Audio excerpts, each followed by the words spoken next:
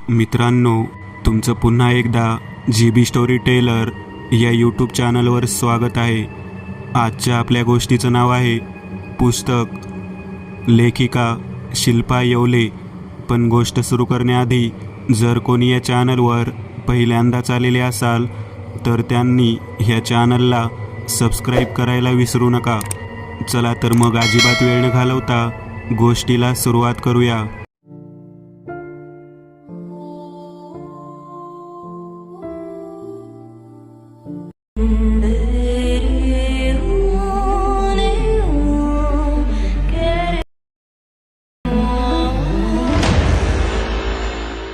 नेहा आणि सोनाली आपल्या खेडेगावातून नवीनच पुण्यासारख्या शहरात नोकरीसाठी आल्या होत्या. दोघी कॉलेजपासूनच्या मैत्रिणी होत्या. नेहा बडबड करणारी तर सोनाली शांत स्वभावाची होती. पुण्यात दोघींनाही बँकेत चांगल्या पोस्टवर नोकरी मिळाली. ऑफिस जवळच रूम घेऊन राहण्याचे दोघींनी ठरवले, पण त्यांना तशी रूम मिळत नव्हती. शेवटी एका नवीन ओळख झालेल्या मैत्रिणीने त्यांना एका रूमचा पत्ता दिला आणि ती रूम बघून येण्यास सांगितले. ऑफिसला जॉईन होण्यास अजून 2 दिवस बाकी होते, त्यामुळे लगेच रूम बघून तिकडे शिफ्ट होण्याचे त्यांनी ठरवले. ठरल्याप्रमाणे त्या दोघी ती रूम पाहण्यासाठी दिलेल्या पत्त्यावर गेल्या. तो एक छोटा 2 मजली बंगला होता.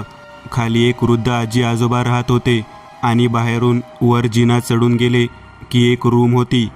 ते फक्त दोघेच राहत होते आणि त्यांचा मुलगा परदेशात राहत होता. आजी आजोबांशी भाडे वगैरे ठरवून दोघींनी उद्या शिफ्ट होण्याचे ठरवले. दुसऱ्या दिवशी दोघींनी आपले सर्व सामान. नवीन रूम तशी छान होती. बाहेर मोठी रूम आणि आतमध्ये एक छोटी रूम होती, पण आतमध्ये एकच बेड असल्याने त्यांनी बाहेरच्याच रूममध्ये राहण्याचे ठरवले. दोघींनाही आज खूप छान वाटत होते. मनासारखी नोकरी आणि तिथे जवळ लगेच रूमही मिळाली, त्यामुळे दोघीही खूप खुश होत्या. रूममध्ये सर्व आवरून झाल्यानंतर त्या दोघी आजी आजोबांकडे गप्पा मारायला गेल्या. दोघीही खूप मनमोकळे स्वभावाच्या होत्या. आजींनी त्यांना चहा आणि काही खायला दिले. खूप वेळ गप्पा मारल्यानंतर त्या दोघी आपल्या रूमवर निघून आल्या. नेहा आणि सोनालीची आज खूप धावपळ झाली होती, त्यामुळे दोघी आज लवकर झोपी गेल्या. त्या दोघीही बाहेरच्याच रूममध्ये झोपल्या, कारण आतल्या रूममध्ये एकच बेड असल्याने आणि बाहेरच्या रूममध्ये 2 बेड असल्याने त्यांनी तिथेच आपले सामान ठेवले होते. नेहाने रूममधली लाईटही बंद केली होती, कारण तिला त्याशिवाय झोप येत नसे. अचानक रात्री 1:30 वाजता सोनालीला कसल्याशा आवाजाने जाग आली, म्हणून तिने कानोसा घेतला, पण आता आवाज येत नव्हता. कदाचित स्वप्न पडले असेल असे समजून तिने झोपण्याचा प्रयत्न केला, पण तिला पुन्हा तो आवाज यायला लागला. तिने नीट कान देऊन ऐकले तर तो आवाज आतल्या रूममधून कोणीतरी पुस्तकाची पाने पलटत आहे असा येत होता. तिला वाटले नेहा असेल, म्हणून तिने तिच्या शेजारी बेडवर पाहिले तर नेहा गाढ झोपली होती आणि त्या दोघींव्यतिरिक्त रूममध्ये कोणीही नव्हते. सोनालीने लाईट चालू केली आणि आतल्या रूममध्ये डोकावून पाहिले तर तिथे कोणीही नव्हते. तिची नजर अचानक आतल्या रूममध्ये बेडवर गेली. बेडवर एक पुस्तक ओपनच होते.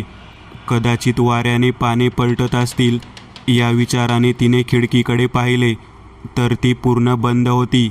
पण तिने जास्त विचार न करता ते पुस्तक तिथेच कपाटात ठेवून दिले आणि पुन्हा झोपायला निघून गेली.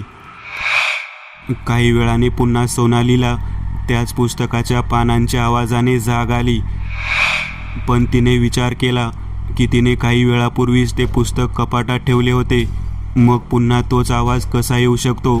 म्हणून ती पुन्हा आतल्या रूममध्ये गेली आणि पाहिले तर तिला आश्चर्याचा धक्काच बसला, कारण तेच पुस्तक त्या बेडवर ओपन होते आणि त्याची पाने आपोआप पलटत होती. तिथे कसली हवाही नव्हती. तरीसुद्धा हे कसे घडू शकते हेच तिला समजत नव्हते. तिला खूप भीती वाटत होती, पण तिचा आत्मा किंवा भूत यावर अजिबात विश्वास नव्हता, त्यामुळे तिने त्याकडे दुर्लक्ष केले. ते पुस्तक तिने पुन्हा कपाटात ठेवले आणि आपल्या रूममध्ये झोपायला गेली. दुसऱ्या दिवशी नेहा आणि सोनाली कामाचा पहिलाच दिवस असल्याने लवकर ऑफिसला गेल्या. सोनालीनेही रात्रीच्या प्रसंगाचा जास्त विचार केला नाही. आणि नेहालाही काही सांगितले नाही, कारण दोघी जरी खेडेगावातून आल्या असल्या तरी त्यांचा भूत आत्मा असतात यावर अजिबात विश्वास नव्हता. आजचा पहिला दिवस खूप चांगला गेल्याने दोघी येतानाच बाहेरून जेवण करून आल्या. मग आजी आजोबांकडे जाऊन थोड्या गप्पा झाल्यावर आपल्या रूमवर येऊन बसल्या. नेहा तिच्या मोबाईलवर व्यस्त, तर सोनाली तिच्या पुस्तकासोबत. तिला पुस्तके वाचण्याचे प्रचंड वेळ होते. खूप वेळाने दोघींनाही खूप झोप आली आणि त्या दोघी झोपी गेल्या. का कोण जाणे, पण आजही सोनालीला रात्री अचानक जाग आली आणि तोच पुस्तकाची पाने उलटण्याचा आवाज आतल्या रूममधून येत होता. तिला आठवले की काल रात्रीही असाच आवाज येत होता. तिने ते पुस्तक रात्रीच कपाटात ठेवले. मग हे पुन्हा बेडवर कोण ठेवते हे तिला समजत नव्हते. नेहाने ठेवण्याचा तर प्रश्नच नव्हता, कारण ती सतत मोबाईलमध्ये व्यस्त असते आणि ती पुस्तके हातात घेतच नाही. आणि जरी तिने ते पुस्तक पाहिले असते तरी तिने लगेच सोनालीला आणून दिले असते. तिला खूप आश्चर्य वाटले आणि भीतीही, कारण इतक्या रात्री त्या रूममध्ये कोणीही नसताना असा प्रकार कसा घडू शकतो हे तिला समजत नव्हते. आणि ती हे नेहाला उठवूनही सांगू शकत नव्हती, कारण तिने मग उगाच मला भित्री म्हणून चिडवायला नको म्हणून तिने नेहाला न उठवण्याचे ठरवले आणि ती लाईट बंद करून पुन्हा झोपायला गेली. पण तिला झोप काही येत नव्हती. पुन्हा तोच पानांचा आवाज तिला येऊ लागला. आता मात्र तिला खूप भीती वाटू लागली. हा नक्की काय प्रकार आहे हे तिला समजत नव्हते. तिने नेहाला उठवण्याचा प्रयत्न केला, पण ती खूप गाढ झोपली होती. शेवटी खूप उशिराने तिला झोप लागली. सकाळी नेहाने सोनालीला आवाज देताच तिला जाग आली. तिने उठताच नेहाला रात्रीचा प्रसंग सांगितला, पण नेहाने हसूनच तिची खिल्ली उडवली आणि तुला भास झाला असेल असे सांगून तिला पटकन आवरण्यास सांगितले. सोनालीनेही मग त्याकडे दुर्लक्ष केले. सोनालीला आता रोजच रात्री तो पुस्तकांच्या पानांचा आवाज यायचा आणि ती भीतच रोज त्याकडे दुर्लक्ष करून झोपी जायची. नेहाही तिच्या बोलण्यावर विश्वास ठेवत नसल्याने तिनेही तिला सांगण्याचे टाळले. सोनालीने एक दिवस याचा शोध लावण्याचे ठरवले की ते नक्की काय आहे, आणि शनिवार रविवार नेहा गावी जाणार असल्याने तिने रूमवरच थांबण्याचे ठरवले. नेहानेही तिला गावी चल म्हणून विनवणी केली, पण सोनालीला त्या पुस्तकामागचे कारण शोधून काढायचे होते म्हणून तिला काहीतरी कारण देऊन टाकले. तिने याबद्दल आजी आजोबांना विचारण्याचे ठरवले. आज नेहा रूमवर नाही या विचाराने सोनालीला थोडी भीती वाटत होती, कारण तिला एकटीला 2 दिवस रूमवर राहायचे होते. रात्री तिने लवकरच जेवण केले आणि ते पुस्तक वाचत बसली. तिला अचानक आतल्या रूममधील पुस्तकाची आठवण झाली आणि ती उठून आतमध्ये गेली. तिने ते पुस्तक कपाटातच आहे का याची खात्री केली आणि पुन्हा आपल्या रूममध्ये येऊन बसली. काही वेळाने तिला पुस्तक वाचता वाचताच गाढ झोप लागली. अचानक तिला रात्री 1:30 वाजता जाग आली, पण आज त्या पुस्तकाच्या पानांसोबतच कोणाच्या तरी मुसमुसून रडण्याचा आवाज येत होता. सोनालीला आता दरदरून घाम फुटला, कारण आज तिच्या व्यतिरिक्त रूमवर कोणीही नव्हते. ती एकटीच होती. मग हा आवाज कुठून येत आहे या विचारानेच तिला खूप भीती वाटत होती. तिने रूमच्या लाईटचे बटन दाबले तर लाईटही गेली होती. रूममध्ये सर्वत्र अंधार पसरला होता. तिला तो आवाज आतल्या रूममधून येत होता. पुस्तकांच्या पानांचा आणि रडण्याचा आवाज दोन्हीही सोनालीच्या भीतीत भर घालत होते. आतमध्ये जाण्याचीही तिची हिंमत होत नव्हती. तिचे हातपाय आता लटलट कापायला लागले. ती देवाचे नाव घेतच अंधारात हळूहळू त्या रूमजवळ पोहोचली. तिने भीतच आतमध्ये डोकावून पाहिले आणि तिच्या पायाखालची जमीन सरकली. समोरचे दृश्य पाहूनच तिच्या हृदयाचा थरकाप उडाला. तिला बेडवर कोणीतरी पाठमोरी व्यक्ती बसली आहे असे दिसले, पण रूममध्ये खूप अंधार असल्यामुळे कोण ते तिला स्पष्ट दिसत नव्हते आणि त्या व्यक्तीच्या हातात पुस्तकही होते. तिला खूप भीती वाटत होती की इतक्या रात्री कोण मुलगी अंधारात पुस्तक वाचत आहे, आणि ही तर आधी कधी दिसली नाही रूममध्ये. मग अचानक ही कुठून आली अशा अनेक प्रश्नांनी तिच्या डोक्यात थैमान घातले. तिचे डोके खूप सुन्न झाले होते, पण तिने न घाबरता बेडजवळ जाऊन ते कोण आहे ते पाहण्याचे ठरवले. ती हळूहळू पावले टाकत आतमध्ये जात होती, पण अचानक बाहेर तिला जोरात काहीतरी खाली पडल्याचा आवाज आला आणि ती त्या आवाजाने दचकली. तिने त्या आवाजाच्या दिशेने पाहताच त्या क्षणी अचानक रूममधली लाईट चालू झाली. पुन्हा तिचे लक्ष बेडवर जाताच तिला पुन्हा आश्चर्याचा धक्का बसला, कारण त्या बेडवर आता कोणीही नव्हते. पण बेडवर पुस्तक मात्र ओपनच होते. तिला तिच्या डोळ्यांवर विश्वासच बसत नव्हता की आता तरी ते बेडवर कोणीतरी बसले होते आणि क्षणात लगेच नाहीसे झाले. या पुस्तकाचा काय संबंध असेल? तिला समजले होते की हे स्वप्न किंवा भास नाही, आपल्यासोबत हे सर्व सत्य घडत आहे. पण हे सर्व मानायला तिचे मन तयारच होत नव्हते, कारण तिचा अशा गोष्टींवर विश्वासच बसत नव्हता. पण जे हे रोज तिच्यासोबत घडत आहे याची तिला खूप भीती वाटत होती. जणू कोणीतरी तिला आपले अस्तित्व दाखवून देण्याचा प्रयत्न करत होते. तिने भीतच ते बेडवरील पुस्तक हातात घेतले आणि ती पाने उलटतच होती. इतक्यात त्यातून एक चिठ्ठी खाली पडली. तिने ती चिठ्ठी उचलली आणि बेडवर बसतच वाचू लागली. पण वाचत असताना तिच्या हृदयाची खूप धडधड होत होती. सतत तिला वाटत होते की कोणीतरी इथे आहे, पण रूममध्ये तर ती एकटीच होती. ती चिठ्ठी वाचून तिला आश्चर्याचा धक्काच बसला, कारण त्यामध्ये एका कोमल नावाच्या मुलीने एका मुलाच्या मानसिक त्रासाला कंटाळून आत्महत्या केली होती आणि त्यामध्ये लिहिल्याप्रमाणे ती मुलगी याच रूममध्ये राहत होती. तिने त्या पुस्तकावर नाव पाहिले तर कोमल हेच नाव होते. तिने त्या पुस्तकात अजून काही मिळते का पाहिले तर अजून एक चिठ्ठी तिला सापडली. पण ही चिठ्ठी एका मुलाने कोमलसाठी लिहिली होती. त्यामध्ये तो तिला खूप त्रास देत असल्याचे तिला दिसून आले. पण सोनालीला समजत नव्हते की तो आवाज फक्त तिलाच का त्रास देतोय आणि तिलाच ऐकायला येतोय. नेहाला तर रात्री कधीच असा आवाज येत नाही. अचानक तिला जोरात खिडकी आदळल्याचा आवाज आला आणि तिने त्या दिशेने पाहिले तर एक थंडगार हवेची झुळूक तिला सर्वांगाला स्पर्शून गेली आणि तिच्या अंगावर सरकन काटा आला. ती खिडकीजवळ आली आणि तिने ती खिडकी पुन्हा लावून घेतली. पण जशी ती अचानक बेडकडे वळली, तिला पुन्हा बेडवर कोणीतरी मुलगी पाठमोरी बसलेली दिसली आणि तिच्या हृदयाचा ठोका चुकला. तिला आता तिथून बाहेर पळत जावे असे वाटू लागले, पण तिला तिथून हालताही येत नव्हते. तितक्यात ती मुलगी बोलू लागली, प्लीज प्लीज मला भिवू नकोस. मी जरी एक आत्मा असले तरी मी तुला काहीही त्रास देणार नाही. खूप दिवस झाले माझ्या मृत्यूनंतर कोणीच मुलगी इथे राहायला आली नाही, त्यामुळे माझा आत्मा या रूममध्ये मदतीसाठी तडफडत होता. तू इथे राहायला आली तेव्हाच मला वाटले की तू माझी मदत करू शकशील. मी तुला पुस्तकाद्वारे काही मदत मिळते का पाहत होते, पण तू ते पुस्तक उघडून न पाहताच कपाटात ठेवत होतीस. म्हणून मला आज तुझ्या समोर यावे लागले. मला तुझ्याकडून एक मदत हवी आहे. तू चिठ्ठी सर्व वाचले आहेस, त्यामुळे तुला समजलेच असेल मी कोमल आहे आणि तुला माझी नक्की काय मदत करायची आहे ते सुद्धा समजले असेल.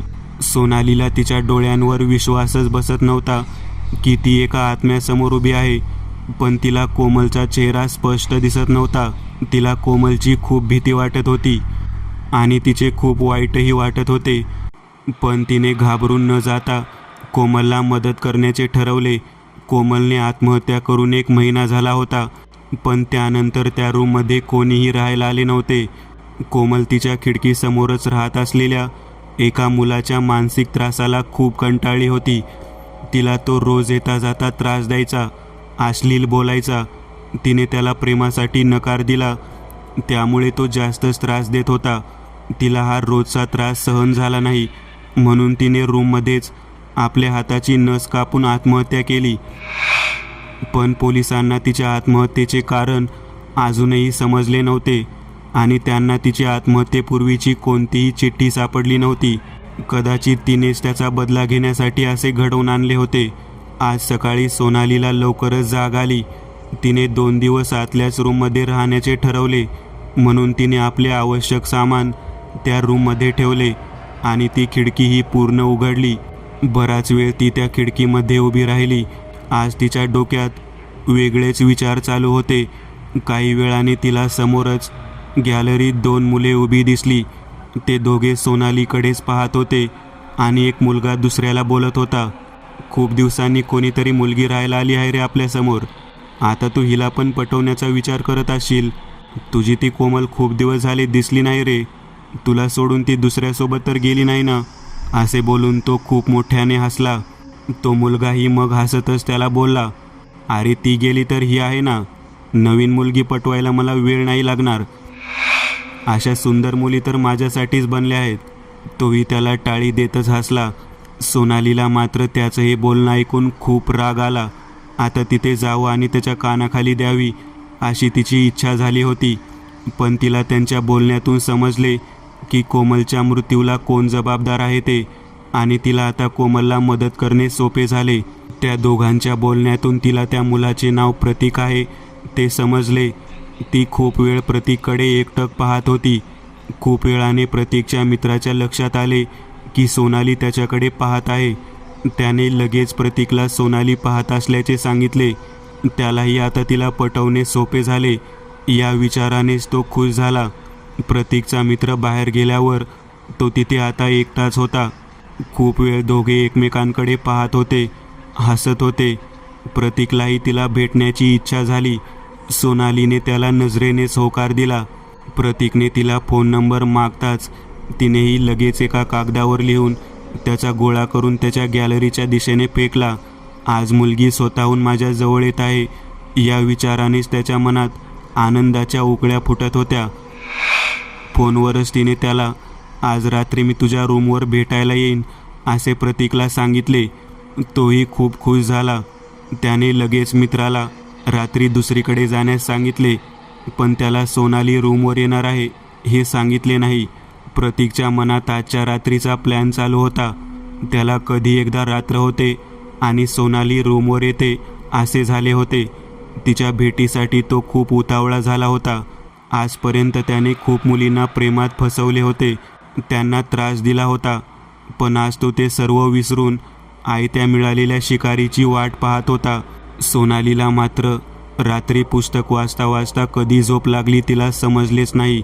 अचानक रात्री 12 वाजता तिला जाग आली. ती बेडवरून उठली आणि लाईट न लावताच अंधारात दरवाजासमोर येऊन उभी राहिली. तितक्यात करकर करत रूमचा दरवाजा आपोआप उघडला गेला.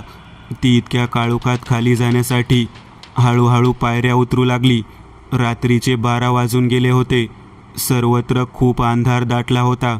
बाहेर खूप वारा सुटला होता.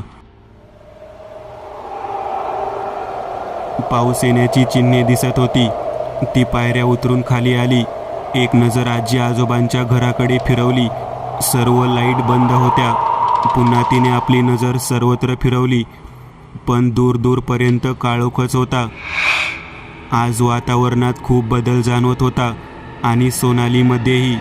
आता थोडा पाऊसही पडायला सुरुवात झाली. सोनालीला त्या काळोखाचे काहीच वाटत नव्हते. ती एकटक समोरच पाहून चालत होती. पूर्ण रस्ता सुनसान वाटत होता. रस्त्यावर एकही चिटपाखरूसुद्धा दिसत नव्हते. प्रतीकची रूम सोनाली राहत होती त्या बंगल्याच्या पाठीमागे जवळच होती. ती त्याच्या रूमच्या बाहेरच येऊन थांबली.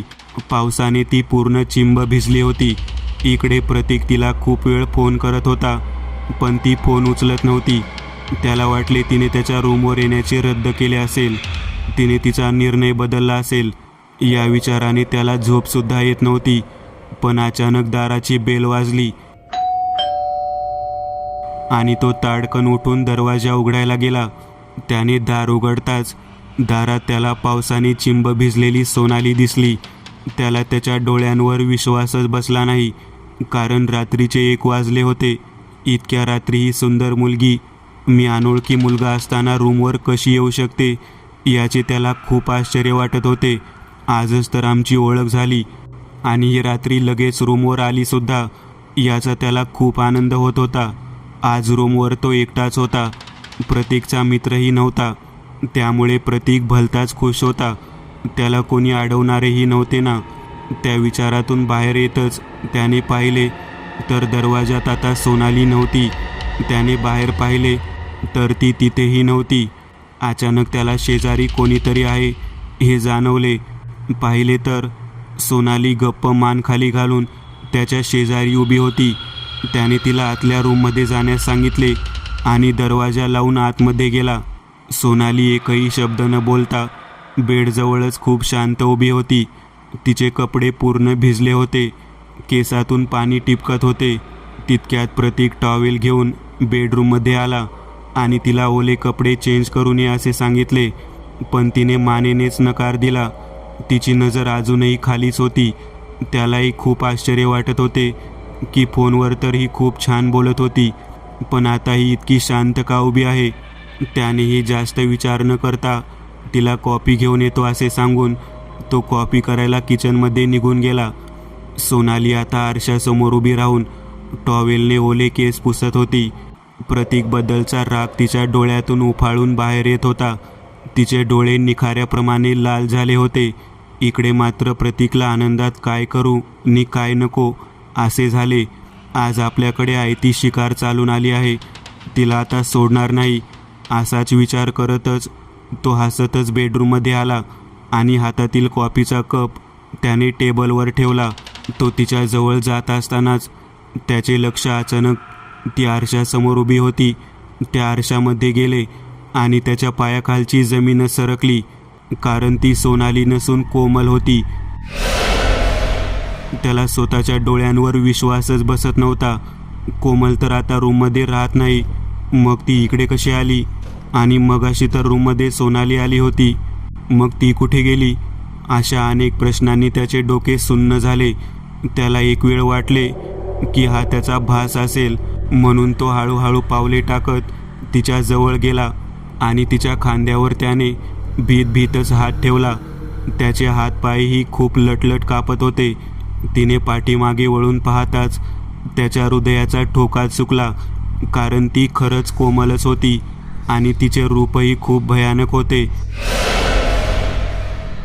पांढरा फटक चेहरा, लाल भडक डोळे आणि हातातून रक्ताची धार लागली होती. त्याचे हातपाय जागीच खिळले. त्याला तिथून हालताही येत नव्हते. तितक्यात अचानक लाईट गेली आणि रूममध्ये सर्वत्र अंधार पसरला. आता मात्र त्याला खूप भीती वाटू लागली, पण त्याला आश्चर्यही वाटले की कोमल तर तिच्या गावी गेली होती, मग तिचे हे असे भयानक रूप कसे झाले आणि ती इकडे येऊच शकत नाही. त्याला कोमलच्या बाबतीत काय झाले ते माहीतच नव्हते. तिने त्याच्या त्रासाला कंटाळून आत्महत्या केली होती याची त्याला कल्पनाही नव्हती. त्याला वाटले होते की ती तिच्या गावी निघून गेली आहे. तो खूप भीतच अंधारातून बाहेर जाण्याचा प्रयत्न करत असतानाच अचानक त्याच्या गळ्याला कोणीतरी घट्ट पकडले आणि जोरजोरात हसण्याचा आवाज त्या रूममध्ये घुमू लागला. अचानक लाईट आली आणि त्याला धक्काच बसला, कारण कोमलने त्याचा गळा पकडला होता आणि तिच्या हातात एक धारदार चाकूही होता. ते पाहून त्याची बोबडीच वळली. कोमल बोलू लागली, तुझ्या त्रासाला कंटाळून मला आत्महत्या करावी लागली. मी तुझ्यासमोर खूप रडले होते की माझा पिच्छा सोड, पण तू मला त्रास देणे सोडले नाहीस. तुझ्या प्रेमाला मी नकार दिला, म्हणून तू मला आत्महत्या करण्यास प्रवृत्त केलेस. आज तुलाही तुझ्या हाताची नस कापून आत्महत्या करावी लागेल. तिचे हे बोलणे ऐकताच त्याला भीतीसोबतच खूप आश्चर्यही वाटले की ती त्याच्यामुळे आज या जगात नाही. तिने आत्महत्या केल्याचे प्रतीकला माहीतच नव्हते आणि त्याला कोणी सांगितलेही नव्हते. त्याला आता खूप पश्चाताप होत होता, पण त्याचा काही उपयोग नव्हता. तो तिला खूप माफी मागत होता, पण कोमल त्याच्यावर खूप जोरजोरात हसत होती. तिने त्याच्या एका हातात चाकू दिला आणि त्याला त्याच्या हाताची नस कापून घेण्यास सांगितले, पण तो तिच्यासमोर जीवाची भीक मागत होता. प्लीज कोमल, मला माफ कर, मला जीवे मारू नकोस, मला सोड, असे तो रडतच बोलत होता. पण तिला त्याची ही अवस्था पाहून खूप आनंद होत होता, कारण तीही असेच प्रतीक समोर रडली होती. पण तेव्हा त्याला तिची थोडीही दया आली नव्हती. त्याने तिला इतके छळले होते की आत्महत्येशिवाय तिच्याकडे कोणताच पर्याय उरला नव्हता. ती खूप भोळी मुलगी आहे याचा त्याने फायदा घेतला होता. कोमलने त्याच्याकडून आत्महत्येपूर्वीची चिठ्ठी लिहून घेतली. त्यामध्ये आपण आत्महत्या करत आहोत यासाठी कोणालाही जबाबदार धरू नये असे तिने लिहून घेतले. तिच्या शक्तीने तिला असे लिहिण्यास भाग पाडले. प्रतीकला आता त्याच्या डोळ्यासमोर त्याचे मरण दिसत होते. तिच्या डोळ्यात त्याला आग दिसत होती. नजरेनेच ती त्याच्या एका हाताने दुसऱ्या हाताच्या मनगटावर चाकूने नस कापण्यासाठी प्रवृत्त करत होती. शेवटी त्याने आपल्या हाताची नस कापून घेतली आणि हातातून भळाभळा रक्त वाहू लागले. हे पाहून तिला खूप आनंद झाला. आता कुठे तिचा आत्मा शांत झाला होता. शेवटी तिने तिचा बदला घेतलाच. सकाळी सोनालीला खूप उशिरा जाग आली. तिचे डोके आणि अंग खूप दुखत होते. फ्रेश वाटावे म्हणून ती डोळे चोळतच खिडकीजवळ जाऊन उभी राहिली. तितक्यात अचानक तिचे लक्ष प्रतीकच्या गॅलरीमध्ये गेले आणि तिला आश्चर्याचा धक्काच बसला. कारण गॅलरीमधून आतल्या रूममध्ये खूप पोलीस आणि माणसांची गर्दी दिसत होती.